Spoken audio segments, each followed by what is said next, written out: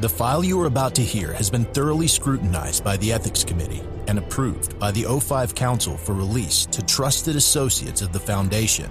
This is SCP UnREDACTED. Dr. Adelaide Khayyam entered the Site 43 cafeteria with analytical eyes, scanning from table to table with a slight frown until they settled upon a pale, tired-looking woman with short black hair. The woman pored over several notes over a mug of coffee, pausing to look up at Dr. Khayyam, then immediately looked down. Dr. Khayyam chuckled to herself and quietly went to make herself a cup of coffee. She could feel the woman watching her the whole time, but when Dr. Khayyam turned back around, once again, the woman pretended to look over her papers. Dr. Khayyam quietly carried the mug over and took a seat. "Good afternoon, Researcher Mabel," Dr. Khayyam said softly. "Do you mind if I join you?" "You can call me Carolyn," the woman replied with a sigh, "and no, feel free." Dr. Khayyam nodded and took a long sip of her coffee. Researcher Mabel continued to avoid her gaze. "I didn't see you at the seminar today," Dr. Khayyam continued. "Heard from little birds you were planning on dropping the anomalous humanoid certification entirely. Is this true?" Researcher Mabel sighed. "It's the last time I tell Ian anything," she mumbled, and finally locked eyes with her senior. "Yes, it's true." Dr. Khayyam took another sip from her coffee before setting the mug down. "Why, though, exactly?" she asked, "if you don't mind sharing." "Because, to be frank, Dr. Khayyam, if I've learned anything from your seminars these past 3 weeks, it's that Anna Hum's positions burn people out fast," Researcher Mabel explained. She then clenched her fist in emphasis. "It's soul-crushing. And honestly, I don't think I'm cut out for it. I do appreciate your recommendation, but you have the wrong person." Dr. Khayyam smiled as she listened, eventually chuckling softly again. Researcher Mabel tilted her head. "You find that funny?" she asked. "A little, yeah," Dr. Khayyam replied. "It's just, I remember thinking that exact same thing when I was in your shoes, way back when."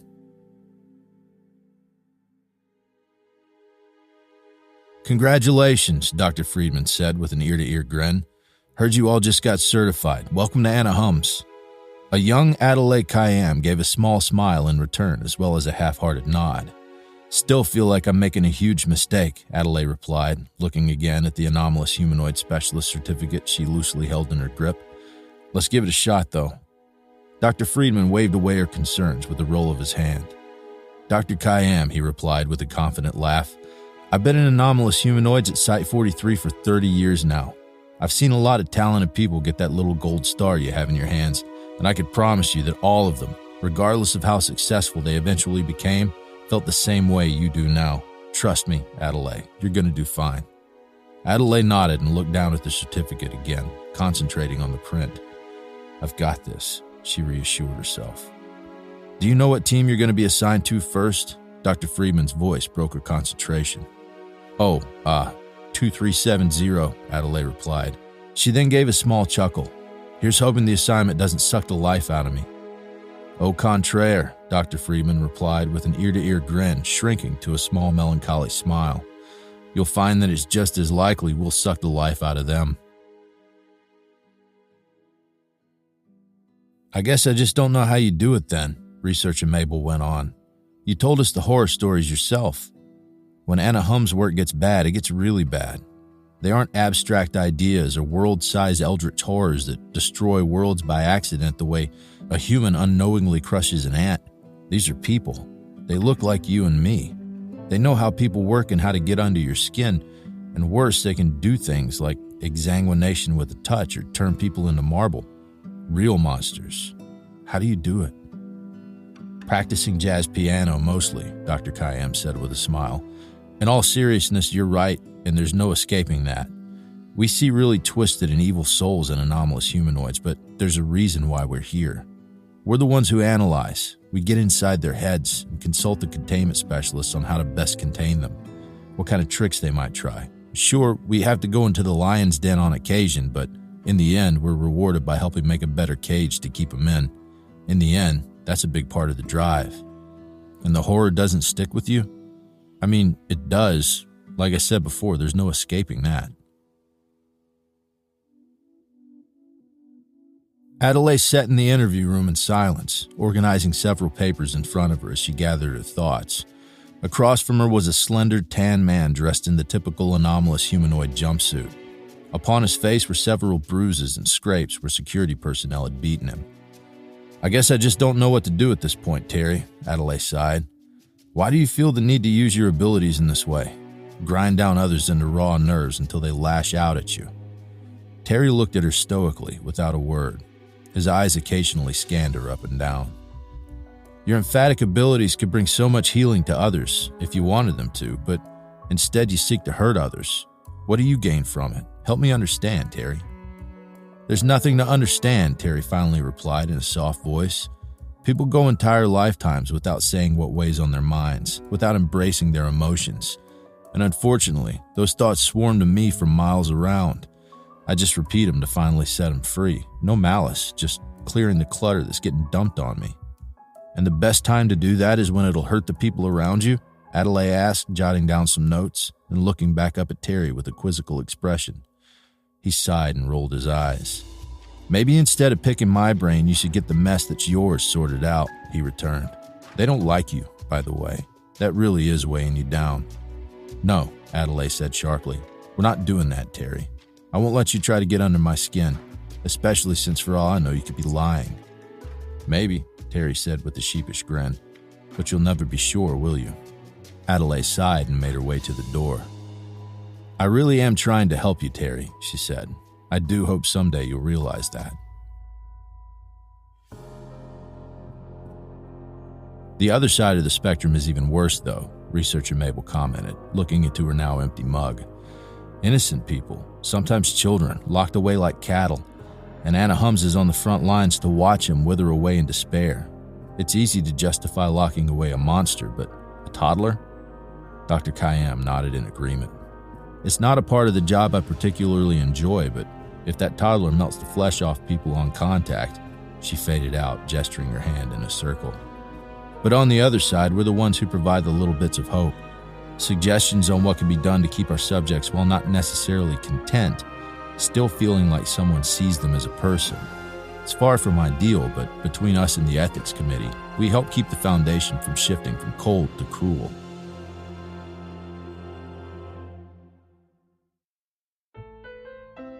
"Any luck, Dr. Adelaide?" a little Asian girl asked. She sat on the cot in her containment cell, her jumpsuit at least 2 sizes too big for her. She looked around the room aimlessly as she waited for a reply. "I'm afraid not," Adelaide's voice came from over the intercom. The little girl nodded in silence, her eyes falling down on the floor. "Guess I hoped." Now, Adelaide's voice interrupted. "I didn't say there wasn't something I could do. Check your chute." The little girl blinked and nodded, heading over to the small door on the nearby wall where her meals were usually delivered. She opened the sliding door carefully, and inside she found a handheld game console. "You said you used to have one of those at home, right?" Adelaide asked. The little girl nodded, taking it back to her bed and flipping it on. The title screen soon appeared. Nintendogs. "Not the same thing as a real puppy, but it's as close as I can offer, sweetie," Adelaide said. The girl smiled. "Thank you, Dr. Adelaide," she said. "Thank you, thank you, thank you." The cell then filled with the sounds of barks as she dove into the game. In a nearby observation room, Adelaide turned off the intercom and smiled at the little girl on the monitor. "You're welcome," she said to herself.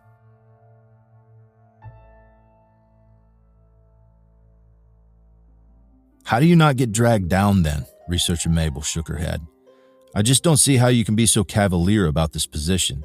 What keeps you on the surface, besides the locking up the monsters and being Santa Claus shtick? What is it?" Dr. Khayyam finished a mug of coffee and shrugged. "I'm going to let you in on a little secret here, Carolyn," she said. "No one in the Foundation, not the researchers, not the MTF agents, not the O5 or even the custodians, stays above the surface all the time. Sometimes you'll see something that'll cover your legs in concrete and pull you into some pretty dark places. The thing about Anna Hums, though, is that when your subjects learn that they can trust you and that you're a friend, they start to depend on you. So you'll pull yourself back up to the surface, not for yourself, then for them. That sounds like it can backfire. Dr. Khayyam chuckled and nodded. Sometimes it does. Most of the time, though, it doesn't. It's hard to explain.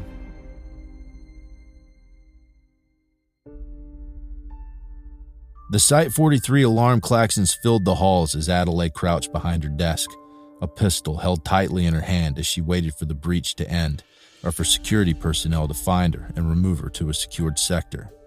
Come on, she said under her breath as she watched the door. Where are you guys?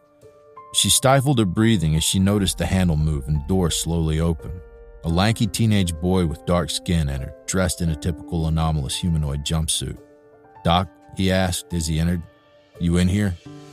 Evan? Adelaide asked, getting up from her hiding spot, her pistol aimed at the young man. What? How did you get in here? Wow, I didn't know you packed, he said, and closed the door behind him. He then placed his hands over his head and sat down on the floor. If I sit here until security finds us, will you not shoot me? Adelaide lowered the gun. Evan, she said sternly, how did you get here? I do need to know. Power got knocked out to my cell door. A bunch of us were able to get out. I figured you might be in danger, so I found my way here. That's sweet, Adelaide raised an eyebrow questioningly. And the others? A few stayed in their cells, the rest made a break for it. You didn't join them? He shrugged. I thought about it, but as much as I hate it here, I imagine I'd hate getting shot more. Besides, I have literally no idea where we are, so what's the good in escaping if you're on the moon or beneath the ocean? Smart. My parents didn't raise a fool, Evan grinned. Also, you've always been so kind to me. If something happened to you during this and I was just sitting in my cell twiddling my thumbs, I don't know what I'd do. My hero, Adelaide said with a small smile. I appreciate the thought, Evan. Thank you. What are friends for?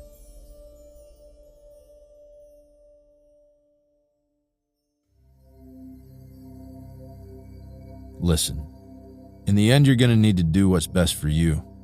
Dr. Khayyam sighed, getting up to bust her dirty mug.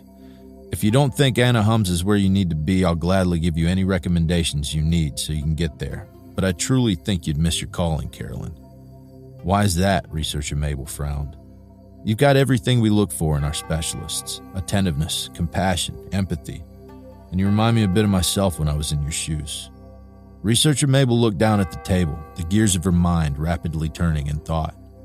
It just feels like I might be making a huge mistake. Dr. Khayyam smiled. Carolyn, she said, I've been in anomalous humanoids at Site 43 for 15 years now. I could promise you that all of us started out feeling the same way. Dr. Khayyam watched as Researcher Mabel look down in doubt once more, then look up and nod, a small smile on her face. Trust me, Dr. Khayyam patted her on her shoulder. If you take this path, you're going to do fine. See you at the next seminar.